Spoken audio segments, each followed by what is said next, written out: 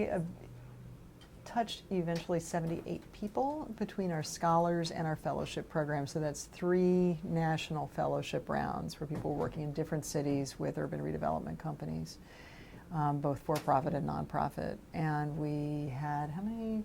There were 25 fellows, fellows, and I think maybe 20. Did we get 20 scholars in there? Something like that, or maybe 30.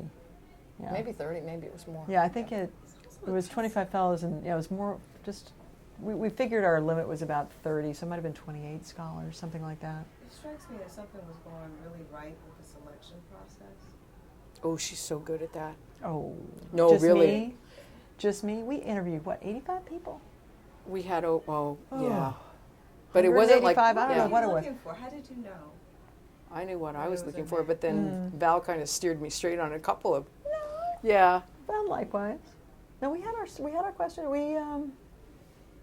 We sat in your conference room. Yeah. In downtown New Orleans, and I think we did 20 people a day, didn't we? Yeah, or no, something we like interviewed that? at least 80 people, and for the first fellowship round. And we were looking for, I mean, there's a certain, some of being good at this is a set of character traits. You have to be super comfortable in ambiguity, and or relentless enough about the mission that you can overcome discomfort with ambiguity, or be comfortable enough with discomfort that you can manage your way through situations where you don't have clear authority and nobody does. How do you identify Right. that in someone? It's a temperament thing. You know, what kind of challenges do you like? We also asked just about what motivated people. I mean, you talk a lot about the social justice piece. That was huge. I mean, we were always, and in the national and the New Orleans program, asking folks why they were interested in this work. What was it that really motivated them? And you'd get a whole range of answers. Some of it was professional experience. A lot of it was things that were just very personal experiences, how they grew up, where they grew up, what volunteer experiences. Folks come to this from all different places, but if it's serious about being in it for the social mission. Yeah. Were they passionate? Maybe, you know, and I think we did. It speaks for itself. So I don't even think we have to. You can go They're look fabulous. at our fellows and where we're at. They're Yeah, awesome. right.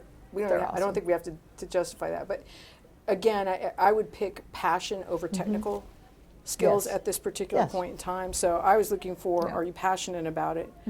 What's your temperament going to be like for New Orleans? Because being the New Orleans cheerleader that I was, I wanted to be able to keep. You were very good about that, yeah. I wanted to keep the talent here, but also it was a city of chaos. I mean, and you were having power outages every other day. They were going to have to relocate their lives. So I wanted the iron stomach for community development, and I wanted the iron stomach for New Orleans. And you know, I think it goes without saying that they showed that kind of fortitude.